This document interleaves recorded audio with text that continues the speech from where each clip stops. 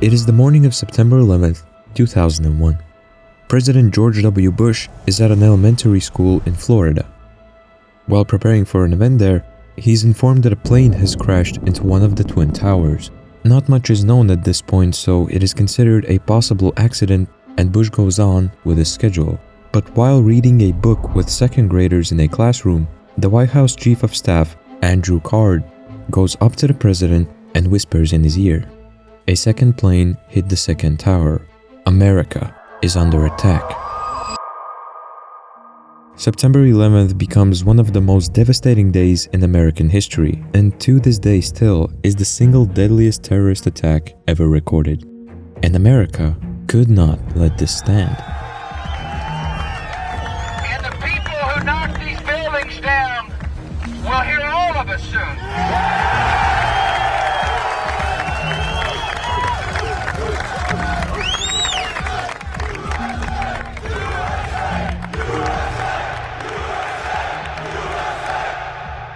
Only mere hours after the attacks, intelligence agencies are already linking them to the terrorist group Al-Qaeda and their leader Osama bin Laden.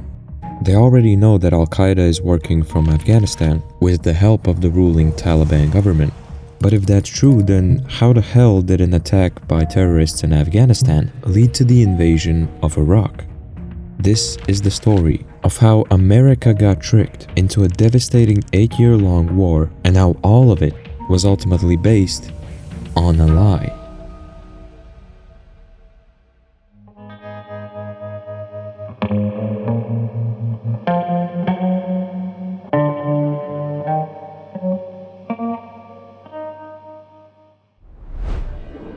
After September 11th, people all across America, and the entire world for that matter, were understandably traumatized by what they had just witnessed. After all, it is terrifying to think that one minute you could be working your comfy office job and getting struck by a 100-ton commercial airplane the very next. And a society that is scared is desperately looking for salvation. With this in mind, less than a month later, the US starts their invasion of Afghanistan, marking the first invasion in the so-called War on Terror. But Afghanistan is rather tricky to conquer. Sure, the US troops can quickly take over the cities and the government, which they actually do. But going after the terrorist groups hiding out in the Afghan mountain caves, as well as crossing borders into neighboring countries, would prove a lot more difficult than the US had initially hoped. But luckily for them, it turns out that something a scared society needs even more than actually being saved is just having the feeling of safety. President Bush and his government understand this very well, but to pull this off, they're gonna need a very clear target and a decisive victory to show to the American people the true power of their country. Quoting Donald Rumsfeld, the Secretary of Defense at the time, "We need to bomb something else to prove that we're big and strong and are not going to be pushed around." And coincidentally, they already have their target in mind. How about Iraq? You see, even before the 9/11 attacks, the US were not big fans of either Iraq or their leader Saddam Hussein. After the first Gulf War in 1991, Iraq was defeated and ordered to disarm their weapons of mass destruction programs under the provision of UN inspectors. But just a few years later, in 1998, they are all kicked out, leaving the US largely in the dark and without much influence on the country. So Iraq would almost be the perfect target. But something here was still missing. For most regular Americans, there's still not enough justification for a full-on invasion and the loss of American lives in the process. But small inconveniences like the opinion of the American public were never going to stop the plans of the biggest war machine in the world. We now have access to this declassified memo written by Paul Wolfowitz, the Deputy Secretary of Defense at the time, written just 2 months after the 9/11 attacks. We can already see him drawing up plans for an invasion of Iraq. All the steps already described in detail right here. To start the war, they could somehow tie Saddam Hussein to the attacks on 9/11, or maybe anthrax, perhaps a dispute over WMD inspections. They could even get some other countries on board. More than a whole year before any military action, these plans were already made. All they needed to do now is run an influence campaign to convince the American people and even the international community that the liberation of Iraq was necessary and inevitable. They needed to sell the war to the people.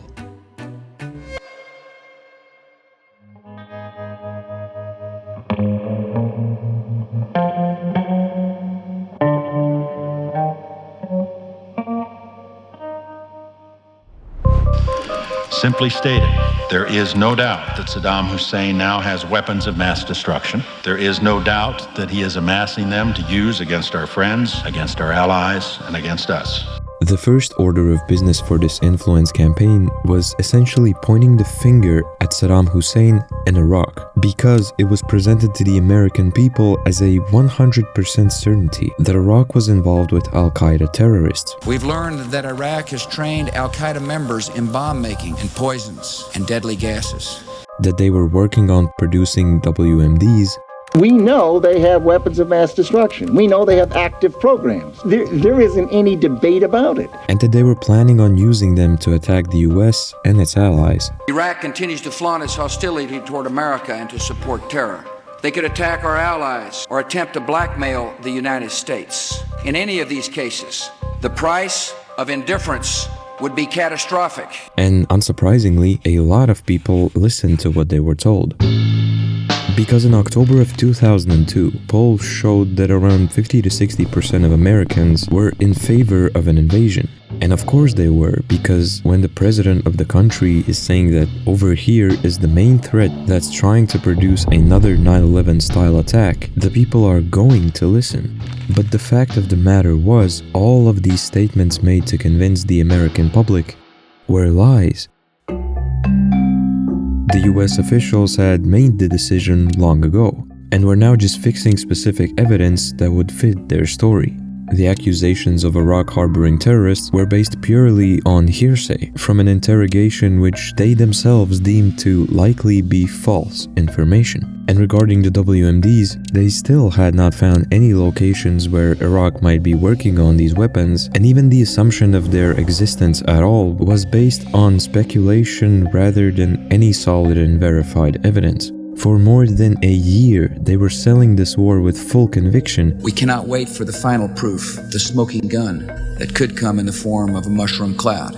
When behind the scenes, they knew they had nothing to back it up. But it didn't matter. They had successfully divided the public just enough to proceed with their plans of starting an unprovoked war with Iraq. But starting a full-scale invasion is not a decision only a few people can make on their own. To get their way, they would need to convince another group of people who this time wouldn't just take their word for it like it was up until this point. They now needed to somehow gain the trust of the United States Congress.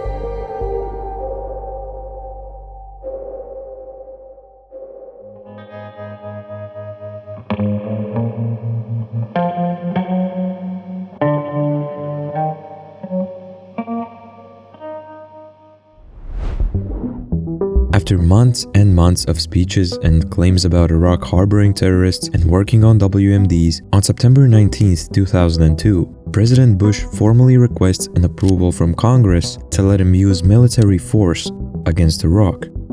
I have asked Congress to authorize the use of America's military, if it proves necessary, to enforce UN Security Council demands. But for such a monumental decision like this, Congress immediately requested a national intelligence estimate, which is this report made by multiple national intelligence agencies to help members of Congress make informed decisions based on facts and gathered intelligence.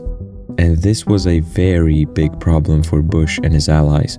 It could completely stop their campaign in its tracks if Congress realizes that there's actually no hard evidence or justification for invading Iraq. But Bush and his allies still have one last trick up their sleeve, because this report for Congress was led by the CIA.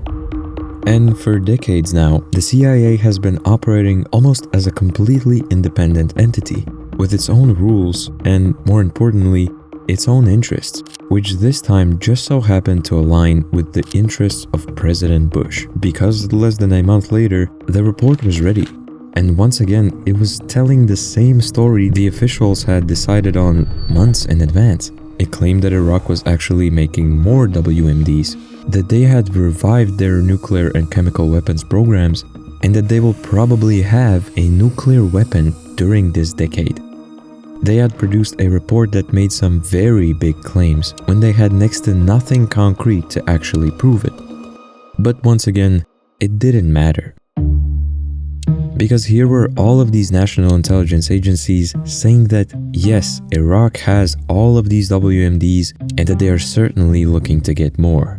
And as a member of Congress, what better confirmation can you even get? So after months of fear-mongering speeches from the politicians and a very misleading report from the intelligence community, Congress finally gives Bush the power to start the war, which leaves Bush with just one last bridge to cross, which is going through and complying with the protocols of the United Nations and convincing the world that Iraq must be invaded.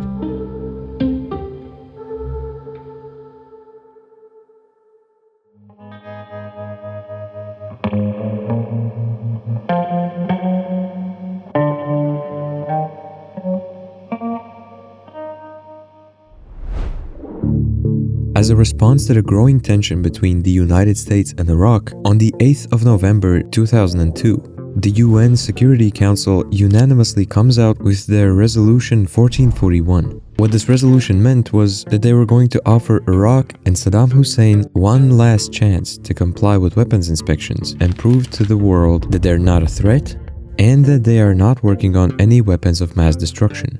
And this would become a very crucial moment in this conflict, because this here could become the final push for the campaign that President Bush was looking for. You see, if Iraq refused to comply, he could very well interpret that as a sign of aggression and an admission of guilt in front of the whole world. But instead, the Bush administration was met with yet another problem. Because unexpectedly, Iraq actually agreed to let the UN weapons inspectors into their country. And for months and months to come, the UN would conduct over 700 inspections all across Iraq, just to, in the end, essentially find nothing. This investigation was led by Hans Blix, the executive chairman of the commission conducting this investigation, and he reported that after hundreds and hundreds of these inspections, they had found no WMDs, no new biological weapons being produced, and no programs for nuclear weapons. Iraq has on the whole cooperated rather well. The most important point to make is that access has been provided to all sites we have wanted to inspect. Arrangements and services for our plane and our helicopters have been good. The environment has been workable. He said that Iraq was actually complying rather well, but there were just some problems with the accounting of some chemical weapons being destroyed, and they just needed more time to get a definitive answer. It's important to note that this does not mean that Iraq still has these weapons or is planning to use them. It just means that they needed more time to make sure that they really are destroyed. To conclude, we have to date found no evidence that Iraq has revived its nuclear weapon program since the elimination of the program in the 1990s. With our verification system now in place, we should be able, within the next few months, to provide credible assurance that Iraq has no nuclear weapon program. These few months would be a valuable investment in peace because they could help us avoid a war. But they would never get the chance to investigate further, because this type of slip-up in the inspections process was exactly what the US was looking for. And so less than a month before the start of the war, the US sends their Secretary of State, Colin Powell, to the United Nations to essentially convince the international community that Iraq was violating Resolution 1441 by continuing to develop and hide their weapons of mass destruction. In his speech, he completely disregards the conclusion that the UN Commission had come to after hundreds of inspections. Dr. Blix pronounced the 12,200-page declaration rich in volume, but poor in information and practically devoid of new evidence. Indeed, the facts and Iraq's behavior show that Saddam Hussein and his regime are concealing their efforts to produce more weapons of mass destruction. and instead he reveals his own evidence, suggesting that Iraq had used mobile weapons facilities to move their illegal weapons around. He plays tapes which suggest Iraq is trying to hide its weapons right before the UN inspectors are expected to arrive. Every statement I make today is backed up by sources, solid sources. What we're giving you are facts and conclusions based on solid intelligence. And he ends his speech by coming to a conclusion that Iraq has left the US no other choice, and that they believe that they have sufficient justification to invade. My colleagues, we have an obligation to our citizens to see that our resolutions are complied with. We wrote 1441 to give Iraq one last chance. Iraq is not so far taking that one last chance. So now they have successfully convinced the American people. They have approval from Congress, and now the US is also leading a so-called coalition of the willing, which consisted of 45 countries at the time and which were all on their side, willing to go along with America's plan to invade. We are determined to join other countries to deprive Iraq of its weapons of mass destruction. This is not the time to falter. This is the time for this House, not just this government or indeed this Prime Minister, but for this House to give a lead, to show that we will stand up for what we know to be right, to show that we will confront the tyrannies and dictatorships and terrorists who put our way of life at risk, to show at the moment of decision that we have the courage to do the right thing.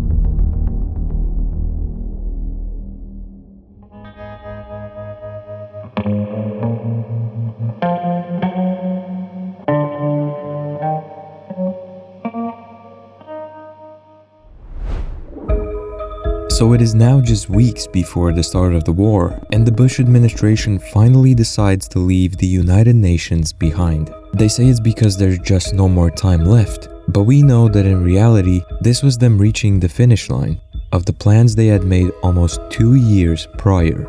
Not to save people from imminent danger, but to show to the entire world what really happens if you stand in the way of the strongest country in the world. My fellow citizens, at this hour, American and coalition forces are in the early stages of military operations to disarm Iraq, to free its people, and to defend the world from grave danger. This war would go on for more than 8 years, and in the end, no WMDs were found, no chemical or biological weapons, and no mobile weapons facilities. In fact, it is believed that Iraq had completely dismantled their nuclear programs more than a decade ago, and hadn't had any chemical or biological weapon stockpiles for years. Hans Blix, the man leading the UN inspections, would later comment on the war that it is sort of fascinating that you can have 100% certainty about weapons of mass destruction and zero certainty about where they are. In the end, the US also never found a connection between Saddam and Al-Qaeda terrorists, or the production of anthrax. And yes, Saddam Hussein was a terrible dictator, who in 24 years of his rule had committed terrible crimes against humanity, resulting in probably 1 million deaths of his own citizens directly caused by his regime. But in only 8 years of a war that President Bush started, 1 million more would be killed, most of whom were innocent Iraqi civilians, not military personnel. This war had many terrible aspects to it, even without the lies that started it, including illegal torture prisons, the bombing of innocent journalists, and ironically, it would create the instability that ultimately led to the rise of ISIS, exactly the kind of terrorist group that this war was supposed to prevent from ever forming again. We will probably never know for a fact what President Bush and the people around him were really thinking while doing the things that they did. Never know if they themselves really believed the things they were telling the world, or if they knew exactly what they were doing from the very start, and made a conscious choice to completely disregard the suffering and loss of life their decisions would bring upon innocent people. But something we do know for sure are the ways of the scary world we live in. A world in which, with just a few lies and enough deception, it can be the decision of only a few people in power that lead entire societies to wage war on each other and bring suffering to those less privileged than themselves. And in the end, the people responsible never pay for what they've done. Instead, they will laugh in the face of every killed civilian and every lost soldier that gave their life to protect their country. Those weapons of mass destruction got to be somewhere.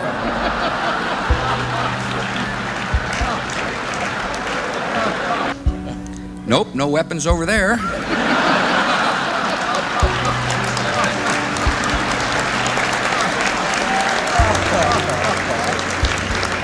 Maybe under here. Mr. Bush, when are you going to apologize for the million Iraqis that are dead because you lied? You lied about weapons of mass destruction. You lied about connections to 9/11. You lied about Iraq being a threat. You sent me to Iraq. You sent me to Iraq in 2003. My friends are dead. Joshua Castile. You killed people. You lied. You lied about WMD. A million Iraqis are dead because you lied. My friends are dead because you lied. You need to apologize. Apologize. Good luck out there.